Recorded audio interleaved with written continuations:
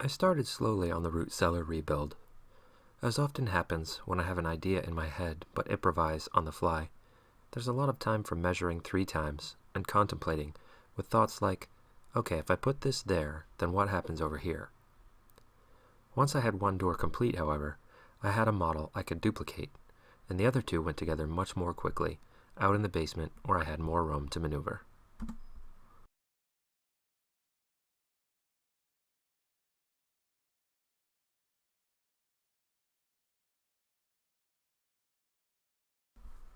In addition to the better accessibility of the new root cellar with hinged doors, the other outcome of this project, about which I'm most excited, is the fact that I'll be regaining a substantial percentage of the square footage in this basement room.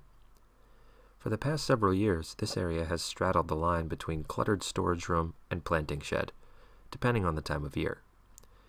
During this redesign of the root cellar, the space veered wildly toward the cluttered end of the spectrum, as you can see with everything piled in front of the door. I'm hoping to completely reorganize everything once the root cellar is finished, and then keep it organized. Of course, I've said that a dozen times about just this room alone. Keeping things organized is the challenge, but it never hurts to dream.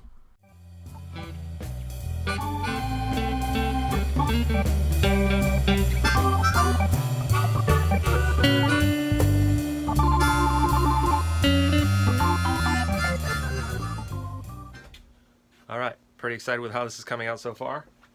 I've got my 3 panel doors on. I've got the side. My next step is to close in the other side. I'm going to leave a little bit open down in the end because I need some shelves for onions and squash and things like that that not only don't do as well if they're as cold as it will be in here, but do poorly. So onions, for instance, need to be kept at about 50 degrees. It's going to be almost 32 degrees in here. So I'm going to leave one shelf blank, but I need to close in the other side of the closet. The challenge there is that I have shelves inside, so I can't just put up a single sheet like I did here. I'm going to have to cut out sections and slide them in the shelves and then fill in the gaps that are left between the 2x4 or the space of the 2x4. There'll be a gap. So basically the distance between the edge of the insulation and the plywood, there's a 2x4 right there. So I'll have to cut a small piece to go in there for 1, 2, 3 shelves.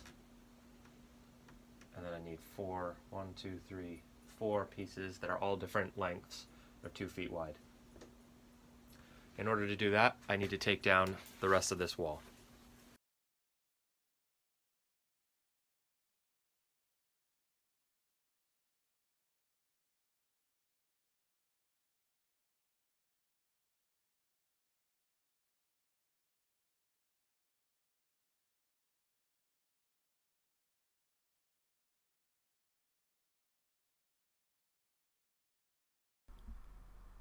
The last step is to put in the footer and the header. I intentionally left an 1.5 inch gap at the bottom of the doors and a 2-inch gap at the top. I would normally have begun with that framing, but the lumber I wanted to use was tied up in the wall that I just took down. I'm using a pressure-treated 2x4 on the floor because concrete wicks moisture up from the earth, and I have no idea what's underneath this concrete, since we didn't build this house. On the ceiling, I'm using one of the rough-cut 2x4s that was previously a stud in the old root cellar wall.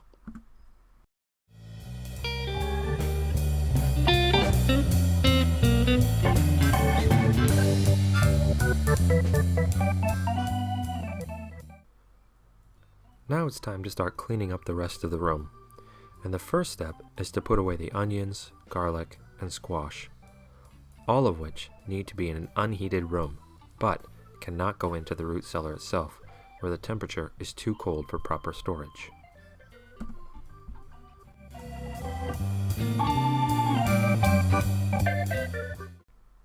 And after a day or so of cleaning, here and there when time allowed, I was able to get a clear path to the new root cellar.